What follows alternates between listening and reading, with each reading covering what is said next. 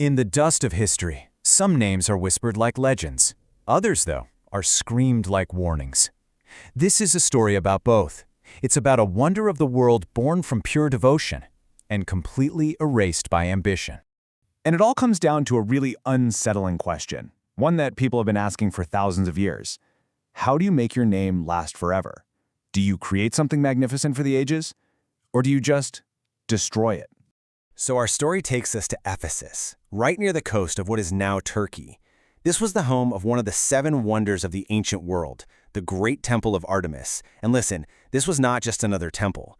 It was an absolute icon, a beacon of art and faith that pulled people in from all over the known world. I mean, the kind of reverence this place commanded was just staggering. The ancient writer Philo of Byzantium, who helped make the list of the 7 wonders, he called it the only house of the gods on earth. Just think about that for a second. In a world jam-packed with temples, this was the one they considered a literal home for a deity. To really get why, you have to understand the sheer scale of this thing. The grandest version of the temple was held up by 127 colossal pillars. And each and every one of those columns stood 60 feet tall, and they were carved from solid marble. That's as tall as a 6-story building. Just try to picture it, a whole forest of pure white marble reaching for the sky. The human effort that went into this is, well, it's almost impossible to wrap your head around. The original temple, the one that really put Ephesus on the map, took over a century to build, 120 years. We're talking generations of artists and workers who dedicated their entire lives to building it. So just how big are we talking? Well, let's put it into perspective. You've probably seen pictures of the Parthenon in Athens, right? The Temple of Artemis was almost twice as long and more than twice as wide.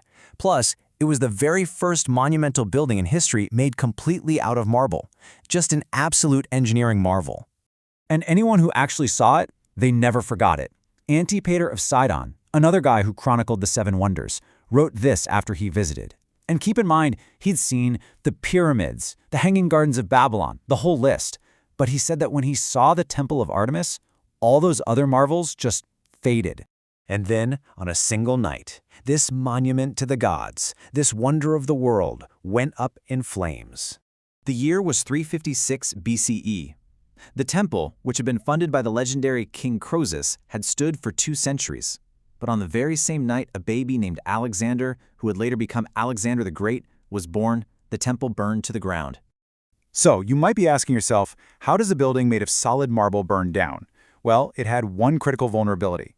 The structure was stone, sure, but its enormous roof was held up by a framework of massive wooden beams. All an arsonist had to do was set those on fire.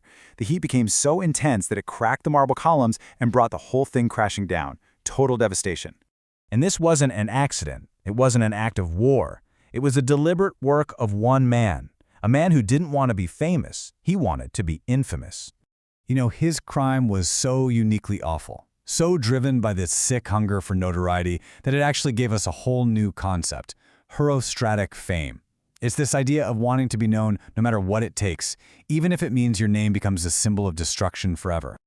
The authorities in Ephesus caught him pretty quick. Under torture, this guy, Herostratus, confessed to everything. And his motive? It's chillingly simple. He knew he could never build anything great himself, so he chose to achieve immortality by destroying something great. He burned the temple for one reason and one reason only, so the name Herostratus would never, ever be forgotten. And this isn't just ancient history. Psychologists today actually call this the Herostratus syndrome. It's defined by that intense thirst for notoriety, targeting a beloved symbol, and this self-destructive jealousy. His act of arson basically became a dark blueprint for anyone seeking infamy by destroying what other people love. Herostratus may have gotten his wish, but he didn't totally erase the memory of what he destroyed. So let's do a little thought experiment. What if he'd never been born? What if that temple had survived? What would it have actually been like to walk inside? Well, the first thing you'd experience is walking into a literal forest of marble. Over 100 columns, each one 60 feet high, creating this dizzying, incredible space that would make you feel impossibly small, totally dwarfed by the scale of it all. And if you looked up, you would have seen something really special. The architects actually designed 3 large openings in the pediment, that triangular part right under the roof. Why? Because Artemis was a moon goddess. Those windows were designed to let shafts of actual moonlight pierce the darkness and light up the great altar inside. And this place wasn't just about being big, it was a masterpiece of art. 36 of those huge columns weren't smooth. Their bases were intricately carved with life-sized mythological figures. And we know for a fact that at least one of them was sculpted by Scopas, one of the most famous artists in the entire ancient world. But of course, that magnificent vision is lost. The story ends back in our time, with the temple's quiet, final fate. So, after Herostratus' fire, the Ephesians actually rebuilt the temple, even bigger and better. But centuries later, it was torn apart by a Gothic raid. Then, as Christianity spread, it was quarried, stripped for its marble to build new churches. And finally, the nearby river just slowly buried what was left under 30 feet of mud. Today, if you go to the site, all that's left of this great wonder is this: a single, lonely column, pieced together from broken fragments, just standing in a swampy field. Which brings us right back to where we started. This quote from a 17th century play really puts it bluntly. The youth who burned the temple, Herostratus, outlives, in fame, the pious fool that raised it. The Ephesians actually made it illegal to say his name, tried to erase him from history. And you know what? We don't even know the name of the master architect who designed the original wonder, but we know his. So it forces you to ask a really dark question. What actually lasts longer? An act of creation or an act of destruction?